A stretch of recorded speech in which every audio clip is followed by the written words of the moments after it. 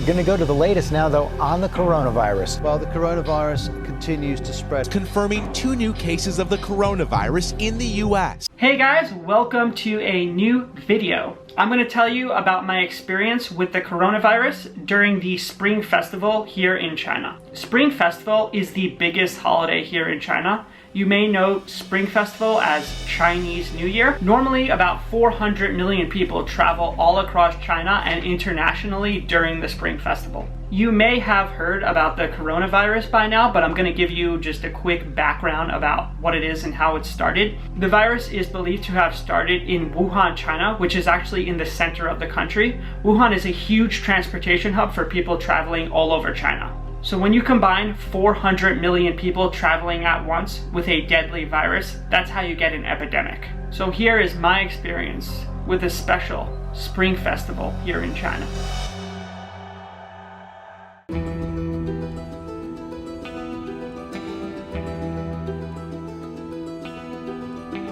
We took a taxi to Guangzhou High-Speed Railway Station and immediately noticed that almost everyone in the station was wearing masks. We then took a 2.5-hour train ride from Guangzhou to Changsha. Demi's mom met us at the train station to drive us 4 more hours to Demi's grandmother's home in a rural part of Hunan, China. The weather in this part of China was cold. It was about 40 degrees in the day and about 20 at night. There wasn't any heat to keep us warm throughout the day either. I had some trouble sleeping my first night there. Matt! How come you're still sleeping? I didn't sleep last night. You didn't sleep last night? No. What happened? It's so So what? So cold. Look how much blanket you use. Where's your sweatpants? Yeah. Oh, you wear it too often. I did not sleep well, Demi. It is very cold. You just told me there's rat poop on my floor. And there's rats. So I probably won't sleep well the rest of the time. It's just an absolute breeding ground for disease in here.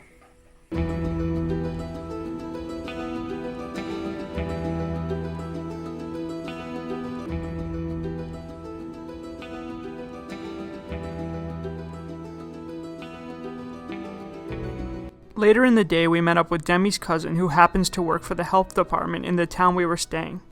Demi and her cousin went to go find a person who is from the city where the infection is taking place.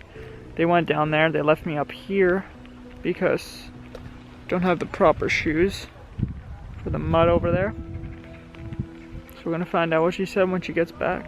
So we find 5 people in this town that came from Hubei province in the last 5 days. Hubei is where Wuhan is. Wuhan is the capital of Hubei province. They're not infected for now. Didn't have any symptom for now. This investigation is just to make sure they know how many people are from Wuhan in this little village. Just in case in the future if there's something happen, they know where to find the people and where to start the further investigation. Where to start the genocide.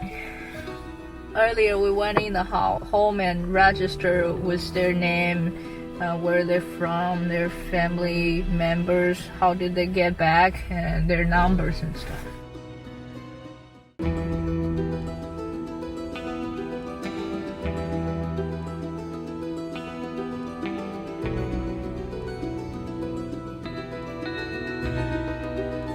The morning of Chinese New Year's Eve, I was told I needed to be awake around 6 a.m. At Demi's grandma's home, people wake up early, pray, light firecrackers, and have a huge breakfast during the sunrise. They do this to show that they are grateful that life gets better with each new year.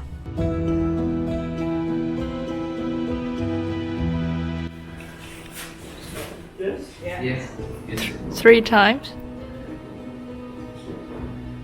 No? Yeah.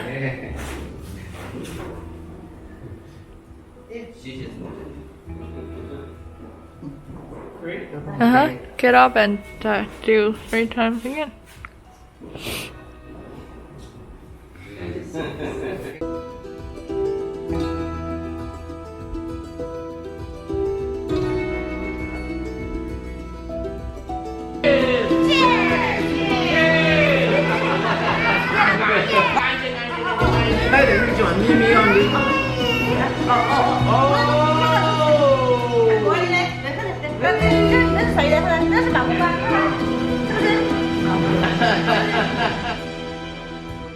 After breakfast, we spent the day playing with Demi's nephew, driving around the town, and relaxing in the house. He likes my hair.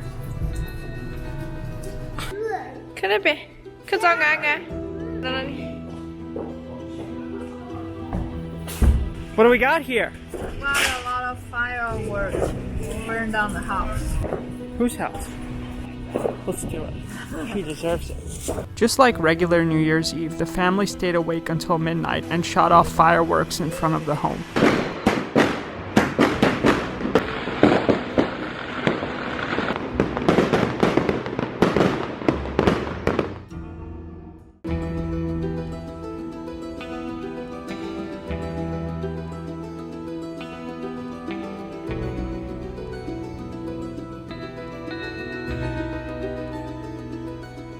The attempts to try and control the virus seemed to be failing.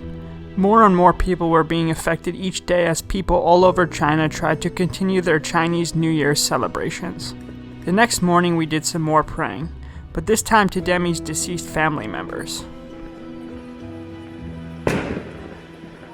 Great-grandparents.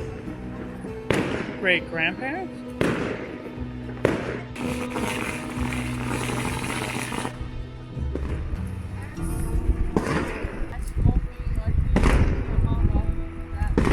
You breathe it in. Smoked it.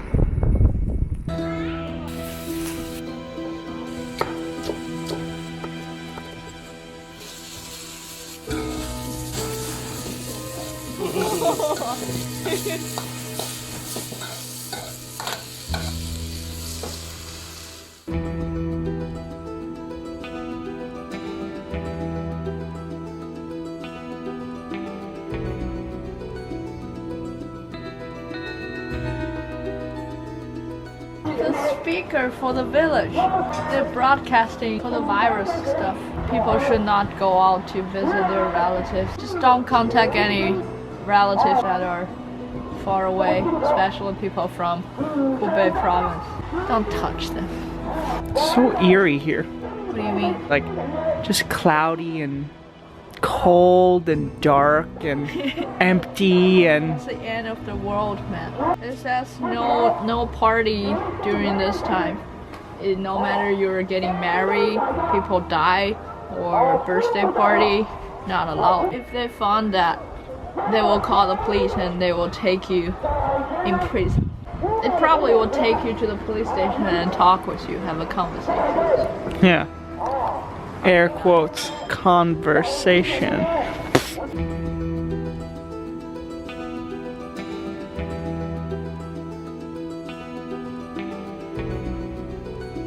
Normally on this day, Demi and her family celebrate her uncle's birthday. Family from all over the town come over for a huge dinner and drinks. Unfortunately, because of the virus, the family was unable to celebrate with a large gathering this year. We were still able to have a small dinner with Demi's immediate family and watch her chef uncle cook for his own birthday.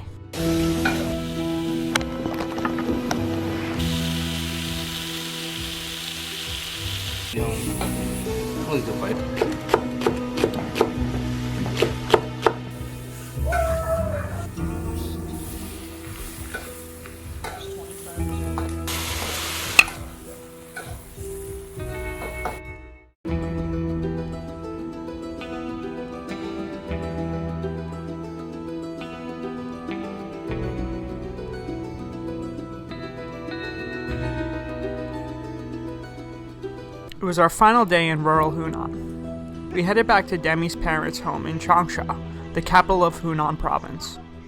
I was pretty excited to get back as I haven't showered or pooped in a normal toilet for 5 days.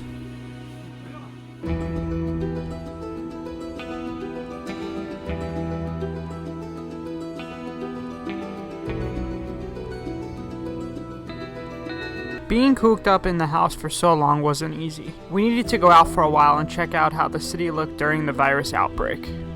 So, Demi's job thinks that she might have been exposed to the virus because me, her, and her cousin went to go do the research to look for people with the virus or people that know of people with the virus. So she told her job that, and they told her that she should not come to work for 2 weeks. I don't know.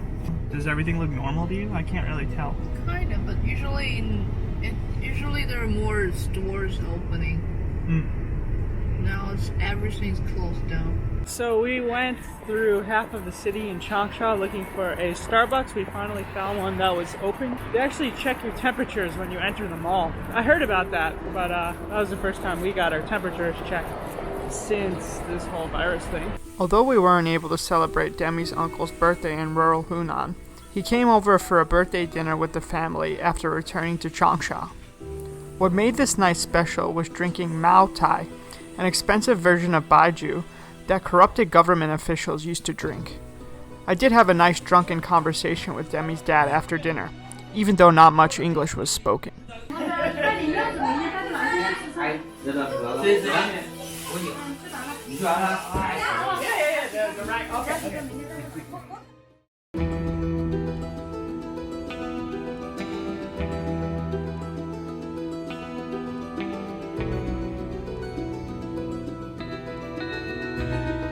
The next few nights in Demi's home were quiet. We did leave the house a few times to get some groceries, but not much else since most businesses were closed down. Going to the grocery store again. It's really like the end of the world. You just stay home, go out and grab some food from the supermarket, and then go home and sleep and eat. And then go out and grab some food again. We've done nothing but sleep, eat, and play games for like 12 days straight now. We spent most of our days watching movies, playing video games, and eating with the family. We kept up this routine throughout our stay, until we decided to head home on February 2nd.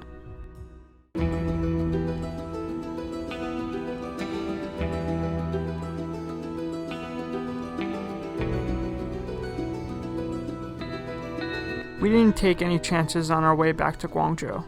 We were prepared with a mask, medical hat, and gloves. The train station was almost completely empty at around 5:30 p.m., as was our train ride back. Demi's cousin met us at the train station to give us a ride back home. How did they get me?